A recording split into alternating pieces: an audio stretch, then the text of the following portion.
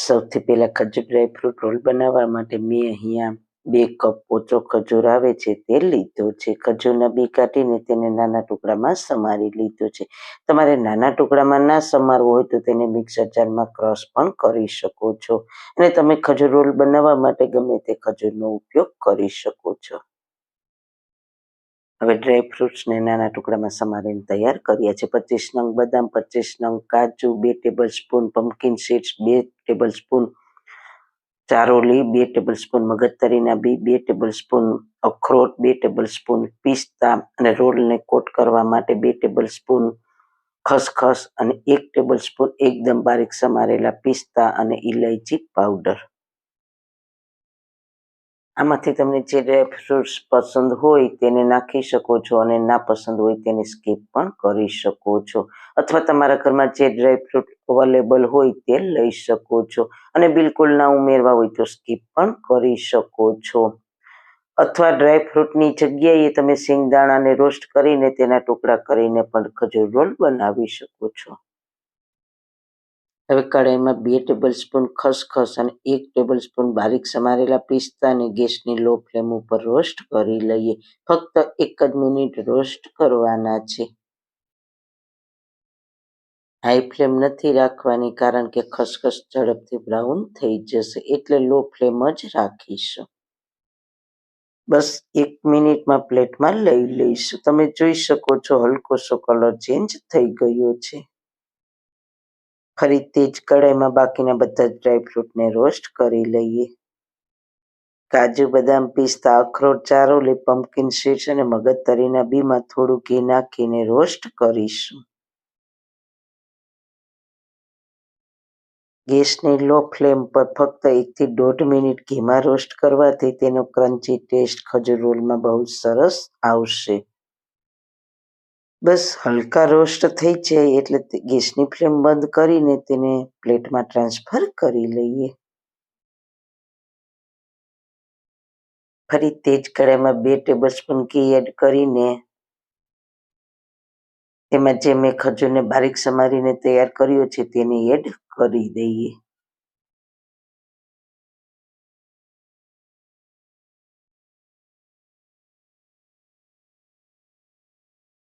બસ થોડી જ મિનિટમાં તે સોફ્ટ થવા લાગશે. સતત હલાવતા રહીશું એટલે 2 મિનિટ જેવું થશે એટલે સરસ સોફ્ટ થવા લાગશે અને સરસ પેસ્ટ તૈયાર થઈ જશે. બસ રેડી થઈ ગયું છે પેસ્ટ જેવું. વધારે કૂક કરીશું તો રોલ ડ્રાય થઈ જશે.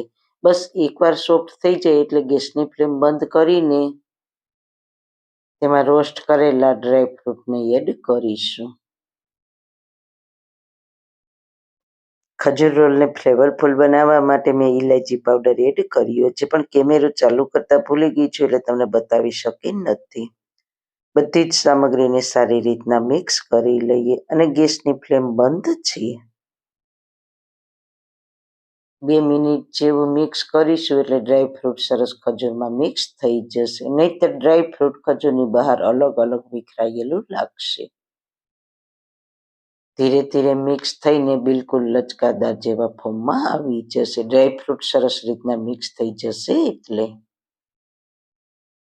તમે જોઈ શકો છો સારી રીતના મિક્સ થઈ ગયું છે, બિલકુલ રેડી છે. તો તેને પ્લેટમાં ટ્રાન્સફર કરી લઈએ. અત્યારે ગરમ છે તેને ટચ કરીશું તો હાથ પણ દાઝી જશે. થોડું ઠંડુ થવા દઈએ. વધારે ઠંડુ થવા નથી દેવાનું. આપણે હાથથી તેનો શેપ આપી શકીએ તેવું ઠંડુ કરવાનું છે. આ સ્ટેજ પર તમે આની બરફી કે લાડુ પણ બનાવી શકો છો, પણ હું રોલ બનાવવાની છું. તમે તમારી ચોઈસ પ્રમાણે ગમે તે શેપ આપી શકો. ચોઈસ મિત્રો તમારી પાસે છે. તેને હળવે હળવે પ્રેસ કરીને રોલ તૈયાર કરીશું. પહેલા સારી રીતના શેપ આપીશું. પછી આપણે રોસ્ટ કરીને ખસખસ અને પિસ્તાને તૈયાર કર્યા છે તેની ઉપર રોલને કોટ કરી લઈએ એટલે તેનો દેખાવ ખૂબ જ સરસ આંખને ગમે તેવો આવશે. આ બિલકુલ ઓપ્શનલ છે.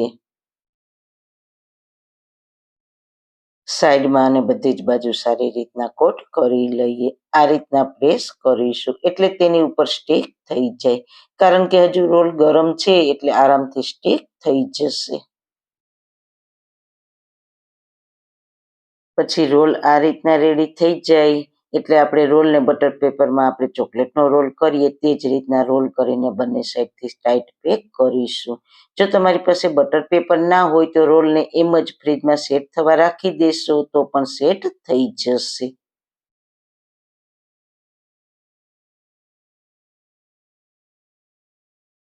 પ્લેટફોર્મ પર થોડું ફિનિશિંગ માટે હળવે હળવે વધારે પ્રેસ નથી કરવાનું, નહીંતર શેપ ખરાબ થઈ જશે રોલનો. હવે આને આપણે ફ્રીઝરમાં અડધી કલાક સેટ થવા માટે રાખીશું. જો ફ્રીઝરમાં ના રાખવું હોય તો તેને નીચે ફ્રીજમાં 1 કલાક માટે સેટ થવા માટે રાખવાનું, એટલે સારી રીતના સેટ થઈ જશે. 30 મિનિટ થઈ ગઈ છે, મેં ફ્રીઝરમાંથી બહાર કાઢી લીધો છે. હવે બટર પેપર કાઢી લઈશું. પછી તેને ચપ્પાની મદદથી કટ લગાવીશું. તમે જોઈ શકો છો આપણે ડ્રાયફ્રૂટ એડ કર્યું છે તે કેટલું સરસ દેખાય છે. સાઈડમાં ખસખસથી કોટ કર્યું છે તે પણ સરસ દેખાવ આવે છે. આ રીતના કટ કરીને તેને તમે બહાર પણ રાખી શકો છો, ઝડપથી ખરાબ નહીં થાય. બહાર મહિના સુધી ખરાબ નહીં થાય. ડ્રાયફ્રૂટ અને ખજૂર શિયાળામાં ખાવા ખૂબ જ જરૂરી છે. ખજૂર અને ડ્રાયફ્રૂટ ખાવાથી ખૂબ જ બધા ફાયદા થાય છે, તો જરૂર ટ્રાય કરજો. સુગર ફ્રી રેસીપી છે.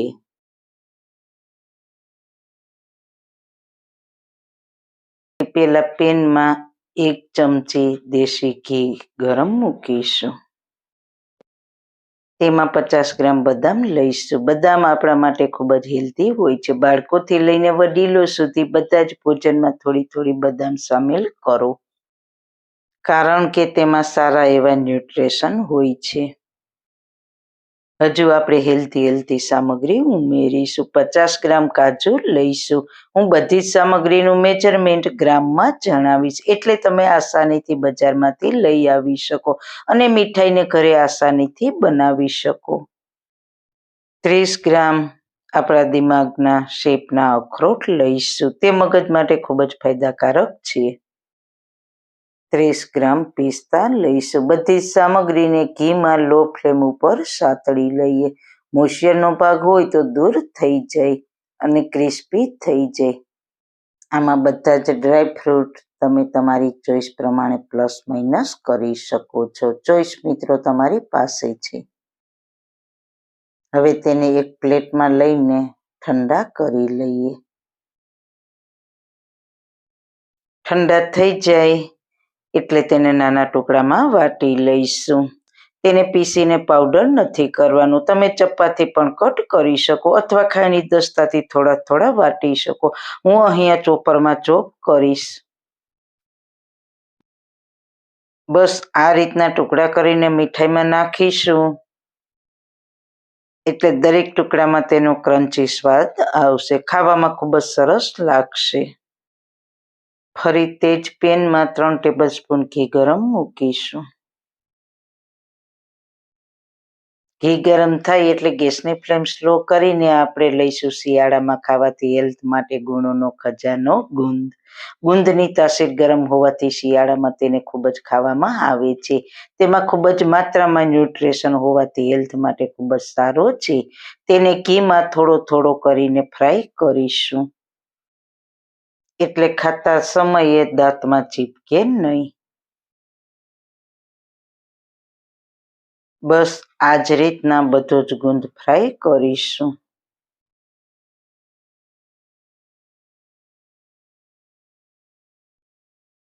અને પછી ઠંડો થવા દઈશું. ઠંડો થાય એટલે તેને એક કટોરી લઈને આ રીતે ક્રશ કરીશું. ફાઇન પાવડર હું નથી કરતી. જો તમારે થોડો બારીક પીસીને લેવો હોય તો પણ લઈ શકો છો. મેં આ રીતના અધકચરો રાખ્યો છે એટલે તે ખાતી વખતે બહુ જ સરસ લાગશે. તેને સાઈડ પર રાખી દઈએ. ફરી તે જ પેનમાં થોડું ઘી બચ્યું છે, તેમાં 50 ગ્રામ પમ્પકિન સીડ્સ. આ બીજથી ખૂબ જ સારા ફાયદા થાય છે. જો તમે દિવસમાં થાકી જતા હોવ, નબળાઈનો અનુભવ થતો હોય તો તેને ભૂલ્યા વગર ભોજનમાં સામેલ કરજો. 30 ગ્રામ મગજતરીના બી લઈશું. તેનાથી ટેસ્ટ તો સરસ આવશે, સાથે સાથે હેલ્ધી પણ છે. બાળકોથી લઈને મોટા સુધી બધાને તંદુરસ્ત રાખે છે. તેને લો ફ્લેમ પર 1 મિનિટ સાતળીશું. પછી તેમાં 2 ટેબલસ્પૂન ખસખસ લઈશું. આ નાના નાના દેખાતા દાણા ગુણોનો ખજાનો છે. જો તમને ઊંઘ બરાબર ના આવતી હોય, માથાનો દુખાવો રહેતો હોય તો તેના માટે ખૂબ જ ફાયદાકારક છે. દિમાગને તેજ કરશે. સાથે અડધો કપ સૂકેલા ટોપરાનું છીણ લઈશું. વજનમાં 20 થી 30 ગ્રામ છે. તેને પણ સ્લો ફ્લેમ ઉપર 2 મિનિટ સાતળી લઈશું. આમાંથી તમને કોઈ પણ સામગ્રીનું માપ પ્લસ માઇનસ કરી શકો છો, અને ના ભાવતી હોય તો તેને બિલકુલ સ્કીપ પણ કરી શકો છો. સતળાઈ જાય પછી તેને પણ પ્લેટમાં ટ્રાન્સફર કરીને ઠંડા થવા દઈશું. હવે આપણે મેઇન સામગ્રી છે તે છે ખજૂર.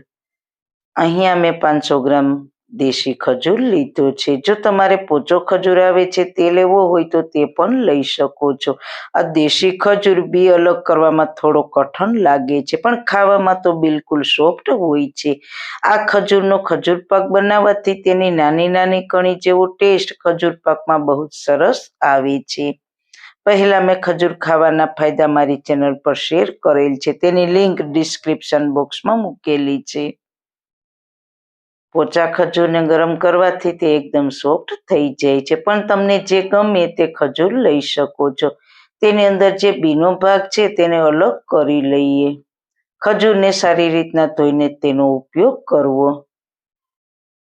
જો તમારે હિમોગ્લોબિનની કમી હોય તો ખજૂરમાં ખૂબ જ સારા પ્રમાણમાં આયરન હોય છે, એટલે શિયાળામાં જરૂર ખજૂર ખાજો, કારણ કે તેમાં પ્રાકૃતિક મીઠાશ જ હોય છે. એટલે ડાયાબિટીસ પેશન્ટ પણ સીમિત માત્રામાં તેના ડાયટમાં લઈ શકે.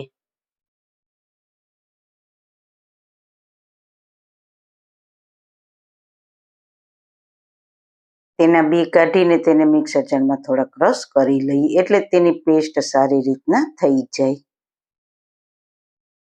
તેને પીસતી વખતે પાણીનો ઉપયોગ નથી કરવાનો, બસ આવી પેસ્ટ બનાવવાની છે. ખજૂરની પેસ્ટને પેનમાં લઈ લઈએ.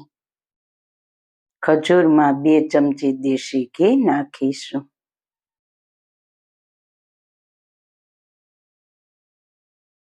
ચારેક મિનિટ જેવું ખજૂરને ધીમી આંચ પર પકાવીશું, એટલે તે સરસ સોફ્ટ થઈ જશે.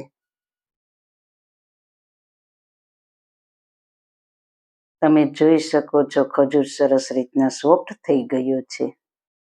સોફ્ટ થઈ જાય પછી તેમાં બધી વસ્તુ તૈયાર કરી છે તે નાખીશું. ડ્રાય ફ્રૂટ, સીડ્સ, ગુંદ ક્રશ કર્યો છે તે નાખીશું.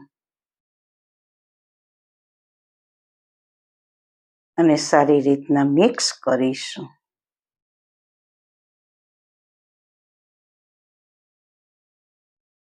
આપણે બિલકુલ પાણી કે દૂધનો ઉપયોગ નથી કર્યો, તો આ ખજૂર પાકને બનાવીને કમસે કમ 1 થી 1.5 મહિનો સ્ટોર કરી શકશો.